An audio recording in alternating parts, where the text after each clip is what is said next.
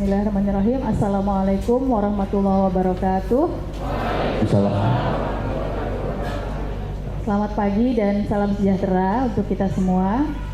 Pertama saya ingin mengucapkan terima kasih kepada tuan rumah, Pak Rektor, Pak Indra Muiz, serta dengan segenap jajaran.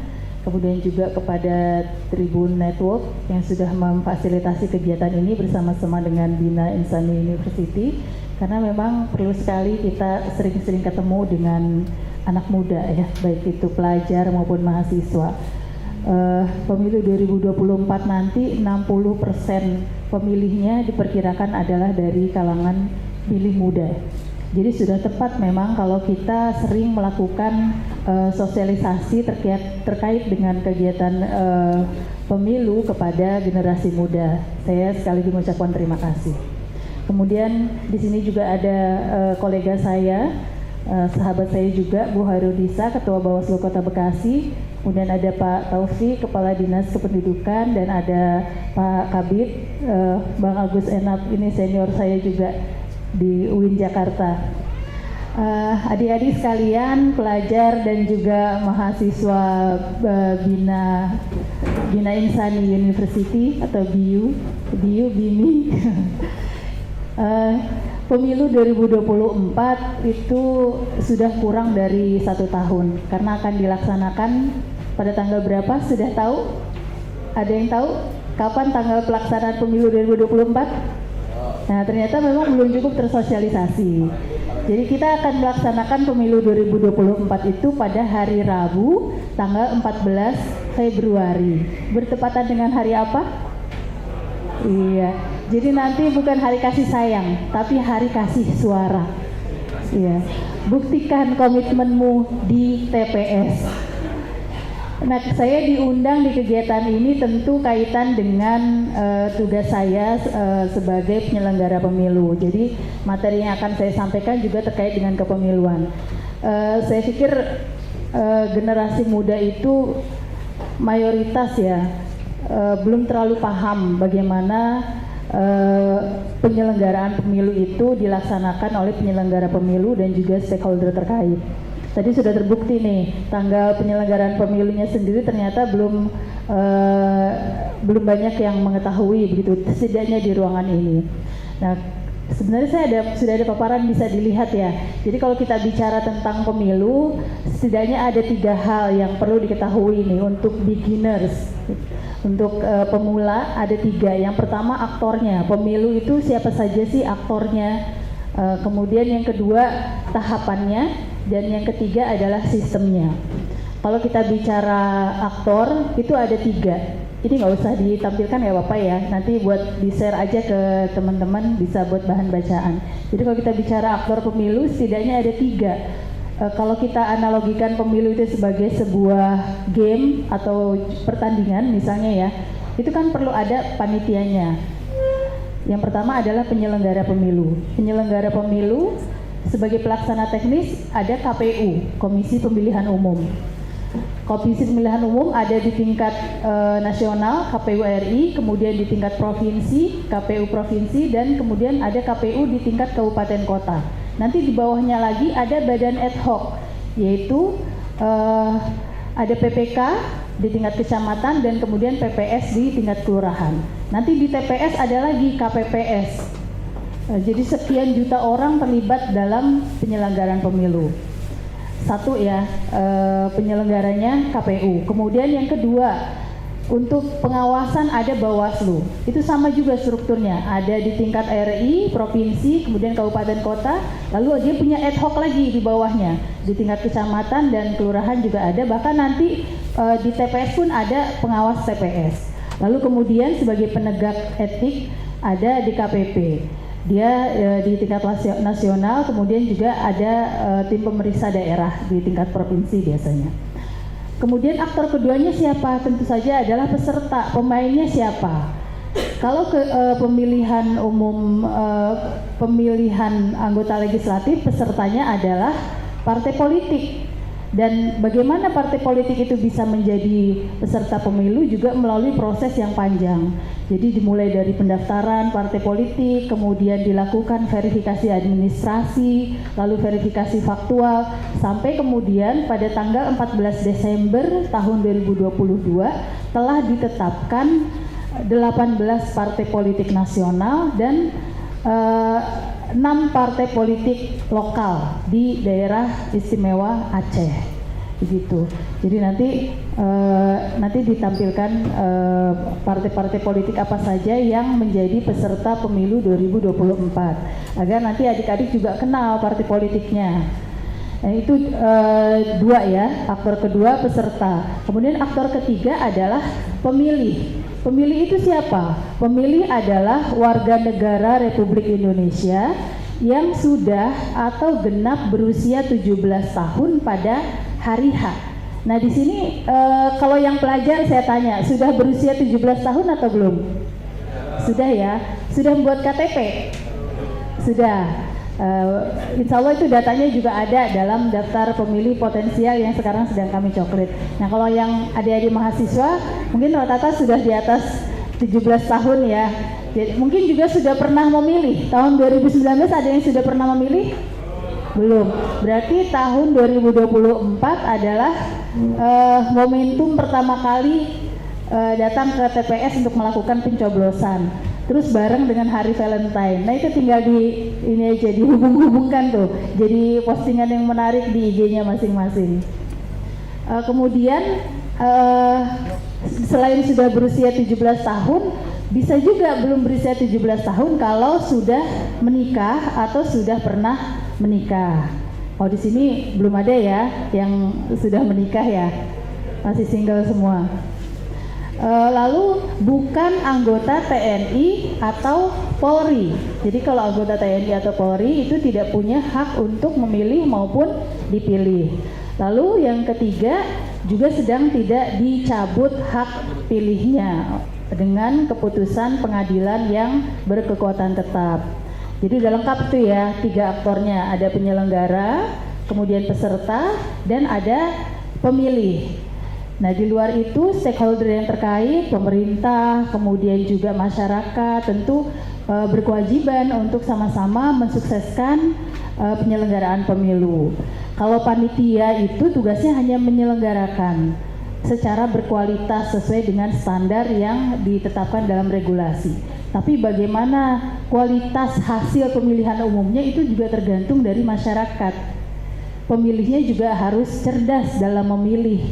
Jangan mudah goyah dengan iming-iming politik uang biasanya ya. Jadi biasanya ada istilah serangan fajar menjelang pada saat hari H, kemudian bertebaranlah amplop-amplop kepada calon pemilih. Tadi betul yang disampaikan Pak Rektor, kalau dulu kita ambil amplopnya, jangan pilih orangnya. Sekarang kita harus naik level. Jangan ambil amplopnya, jangan pilih orangnya, karena sudah pasti orang yang melakukan politik uang itu bukan calon pemimpin yang baik. Itu yang perlu dipahami oleh adik-adik pelajar dan mahasiswa sekalian, supaya hasil pemilu kita bukan cuma secara teknis berkualitas, tapi hasilnya juga berkualitas. Pemimpin yang dihasilkan dari kegiatan pemilu itu adalah pemimpin-pemimpin yang baik, yang memang bisa menciptakan atau mewujudkan cita-cita bangsa dan negara kita gitu, bisa mewujudkan masyarakat adil makmur sebagaimana menjadi amanah undang-undang. Kemudian tahapannya gimana? Nah, tahapan ini sudah dimulai pada tanggal 14 Juni tahun 2022 karena penyelenggaraan pemilu itu minimal 20 bulan sebelum hari H, sampai nanti puncaknya pada tanggal 14 Februari. Lalu ada proses kalau misalnya ada hasil yang tidak memuaskan pihak-pihak yang ada di dalamnya, bisa dimungkinkan ada sengketa, baik itu lewat Bawaslu maupun juga ke MK ya kalau sengketa hasil. Jadi ini tahapannya sudah dimulai di bulan Juni. Sekarang ini untuk tahapan pemutakhiran daftar pemilih, kami punya petugas yang namanya Pantarli, Panitia Pendaftaran Pemilih. panitia pendaftaran pemilih ini melakukan kegiatan pencocokan dan penelitian dari tanggal 12 Februari kemarin sampai nanti tanggal 14 Maret. Jadi data penduduk potensial pemilih yang kami serahkan kepada PPS itu kemudian dibagi per TPS. Per TPS itu dalam satu TPS ada 1 orang petugas pemutakhiran data pemilih atau pantarlih, mereka yang datang berkeliling ke rumah warga untuk melakukan pencocokan dan penelitian. Ada yang sudah dicoklit di sini? Belum ya? Atau mungkin nggak tahu? Coklit itu apa tuh Bu? Nah, coklit itu pencocokan dan penelitian. Jadi pantarlih datang ke rumah warga untuk mencocokkan data penduduk potensial pemilih yang ada, dia sudah punya listnya begitu ya, dengan faktualnya nih, bener nggak yang ada di sini datanya. Jadi dicocokkan antara KTP dengan KK begitu. Ya mungkin ini sibuk kuliah, berkegiatan gitu, mungkin orang tuanya sudah dicoklit. Jadi kalau nanti pulang ke rumah, lihat di pintu rumahnya atau di jendelanya ada stiker coklit atau belum. Kalau sudah ada stiker coklit, itu berarti sudah dicoklit. Iya, cuma mungkin pada saat adik-adik tidak ada di rumah gitu, yang dicoklit orang tuanya. Itu kita sedang dalam tahapan itu. Kemudian nanti di bulan Mei ya, tanggal 1 Mei itu mulai pendaftaran calon peserta, pendaftaran caleg. Jadi partai politik akan mendaftarkan calegnya ke KPU sesuai dengan tingkatan ya. Kalau RI ya pendaftarannya di RI, kalau provinsi ya pendaftarannya di provinsi, kalau untuk DPRD kabupaten kota ya pendaftarannya di KPU kabupaten kota. Nah, yang sedang berjalan saat ini juga adalah verifikasi terhadap dukungan calon anggota DPD. Jadi kami kemarin baru menyelesaikan proses verifikasi faktual tahap pertama kepada syarat dukungan calon anggota DPD. Jadi kalau DPD itu ada pra pendaftaran, dia harus ngumpulin dulu dukungan. Kalau Jawa Barat itu 5.000 dukungan, kita verifikasi betul tidak dukungannya, baru nanti dia boleh mendaftar kalau sudah terbukti bahwa 5.000 dukungannya itu real begitu. Itu tahapan yang sedang berjalan saat ini. Nah, itu tadi sudah 2 ya, aktor, kemudian tahapan, dan kemudian yang ketiga adalah sistem. Di Indonesia kita pakai dua sistem ya. Kalau secara umum memang ada 2 sistem, pluralitas mayoritas dan kemudian proporsional. Dua-duanya kita pakai. Kalau pemilihan presiden kita pakai mayoritas dan two-round system. Jadi kalau misalnya calonnya lebih dari 2 itu biasanya kan nggak akan mencapai 50% plus 1, sehingga nanti ada kita pakai sistem kedua yaitu two-round system. Ada pemilihan tahap kedua. Begitu juga pemilihan kepala daerah di beberapa di daerah di DKI Jakarta terutama itu juga memakai two-round system. Sedangkan kalau pemilihan kepala daerah di daerah selain daerah otonomi itu adalah dengan menggunakan sistem mayoritas, di mana siapapun yang memperoleh suara lebih banyak dia akan ditetapkan sebagai pemenang. Nah, sedangkan kalau untuk pemilihan anggota legislatif, baik itu RI, kemudian provinsi dan juga kabupaten kota, kita menggunakan sistem proporsional daftar terbuka dengan metode konversi suara saat ini adalah dengan sentilegio. Jadi hasil penghitungan itu dibagi dengan angka 1, 3, 5 dan seterusnya untuk menentukan siapa yang memperoleh kursi pertama, kursi kedua dan selanjutnya, seperti itu. Dan saya juga bisa menginformasikan kepada adik-adik sekalian dan juga yang hadir di sini bahwa untuk pemilihan anggota DPRD Kota Bekasi kita dibagi ke dalam 5 daerah pemilihan atau 5 dapil. Kalau 2019 kita ada 6 dapil, tapi di 2024 nanti kita menggunakan skema 5 dapil. Itu yang ditetapkan oleh KPU RI. Dapil pertama Bekasi Timur, Bekasi Selatan itu 10 kursi. Kemudian dapil 2 Bekasi Utara Medan Satria juga 10 kursi. Lalu dapil 3 Rawalumbu, Mustika Jaya dan Bantar Gebang 11 kursi. Dapil 4 Jati Asih, Jati Sampurna, Pondok Melati 10 kursi, dan terakhir Dapil 5 Bekasi Barat dan Pondok Gede juga 10 kursi. Jadi totalnya ada 50 kursi di DPRD Kota Bekasi.